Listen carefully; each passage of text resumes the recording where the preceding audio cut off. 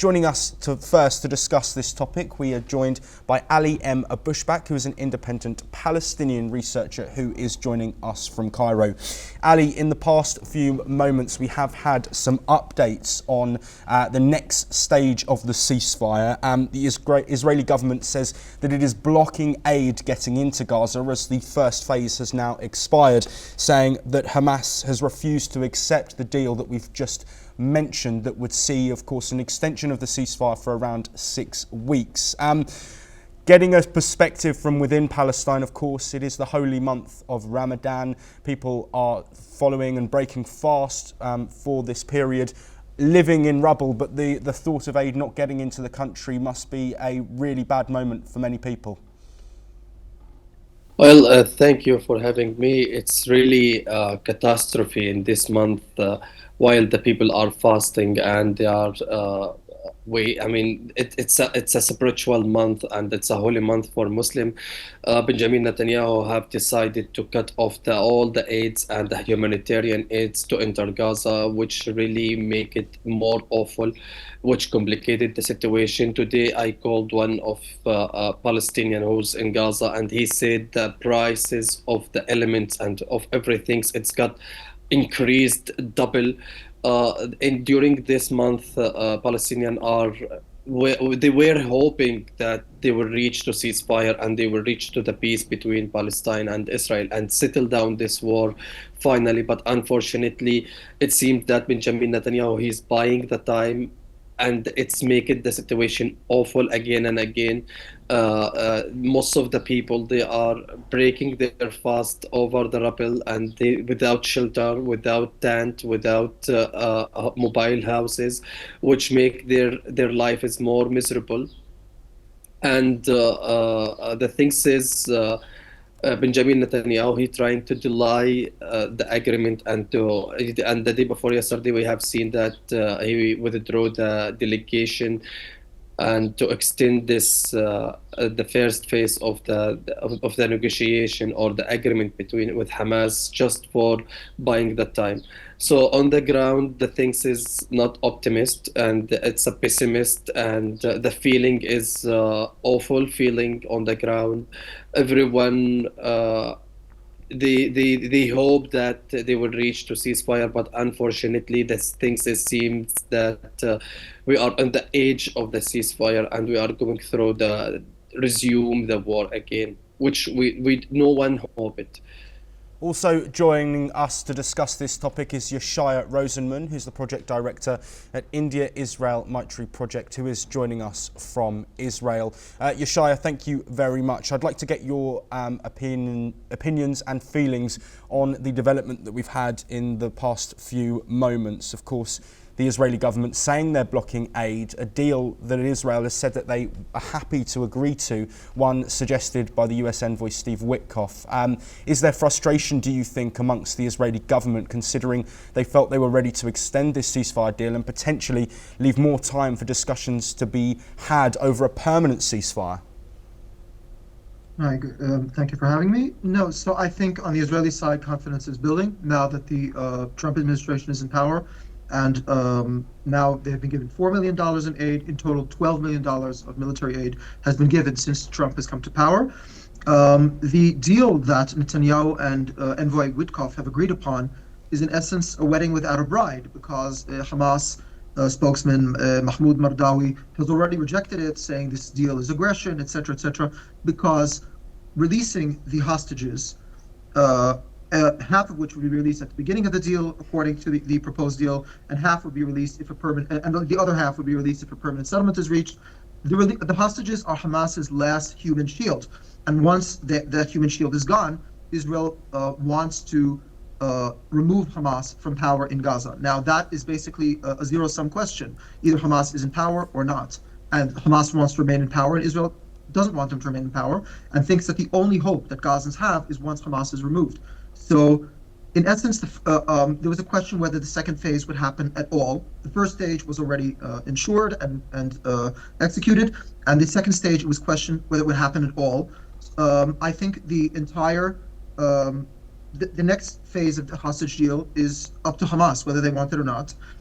Even though trucks with humanitarian aid have not gone in, there is still ample food left in Gaza. Before the trucks had been stopped, there had been up to 800 trucks going in a day. So there is enough food, but as Ali said, the prices will now go up. There will be no fresh food, only canned food, etc. So the population of Gaza will continue to stay in its miserable state until Hamas decides that it wants something other than war.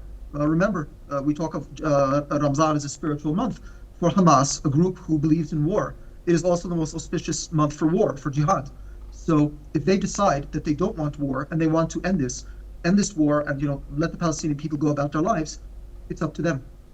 Yeshaya, I'd like to stay with you. You briefly mentioned there the deal that Rubio has announced with billions of dollars of support and military aid for Israel. Is this a preemptive move towards a resumption of military activity in the region, or do you think this is more to protect Israel against further attacks in the future, like the one that we saw on October the 7th, 2023?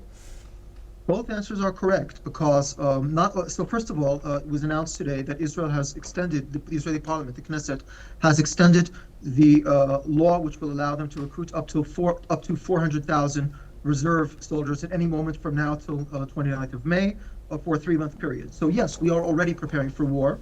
As is Hamas.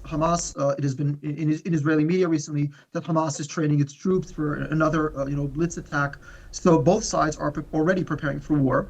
That said, there are still other players in the region, Iran, and most notably, there has been talk about the alarming buildup of the Egyptian army, which is moving armed forces into the Sinai Peninsula in complete violation of the peace agreement, and so far is doing this uncontested.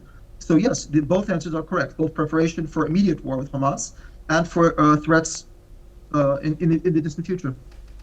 Ali M. Abushbak, coming back to you, what do you think it will take for Hamas to agree to the US's suggestion over a 6-week ceasefire deal? And then how does that sort of look in a forward-moving sense for the people of Gaza if it can't be agreed to, and it looks like we potentially could return back to fighting with the situation currently moving as it is? I guess Hamas will accept it to extend the humanitarian ceasefire since the Hamas has no options accept this because of the people on the ground. They can't tolerate again and again and can't bear the war again and again since they are suffering a lot, and most of the population in Gaza, they are homeless because of the destruction, the huge destruction in Gaza. So in my opinion, Hamas has no choice except to accept the extension of a humanitarian ceasefire. This is in one. And second point, Hamas has no energy despite, the huge loss for them. The first line leader for them, they got, assassinated during the war. Muhammad al-Taif, Muhammad Abu Shammala, and etc. of their supreme commander. So Hamas has a lack of the commander of the ground and has no experience. The new leader for them has no experience like they are who got killed during the war. This is the second. And third, I guess the mediator, they will pressurize Hamas to accept it. Otherwise, because of the mediator, they don't need to go back to the war again as much as Israeli community. I guess it will be two pressures from Palestinian community to Hamas and also Israeli community because of the families of captive. They are protesting, and every day they are protesting, and the number are increasing again a lot. So I guess I'm not.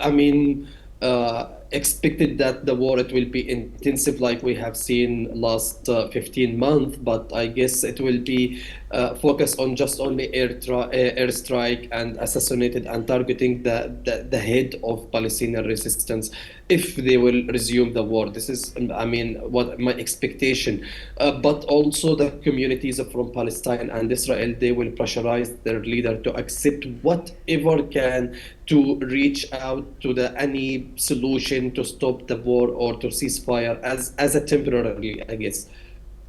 Yeshaya, to finish off this discussion, what is needed in order to get these second phase negotiations started and work towards a full ceasefire in your mind and in the eyes of the Israeli government? Of course, US intervention has had support for Israel, but also seems to be working towards solutions for peace. What is needed from the other side, do you think, from Hamas, but potentially also the Arab nations as well, who have been involved in conversations on that end?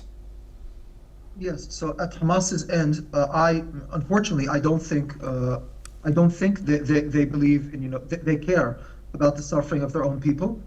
I think they believe in sacrificing their own people, in suicidally sacrificing them. So I don't think they are rational actors.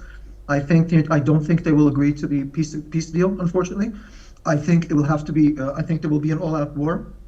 It will resume, and then the question is where the people of Gaza will go.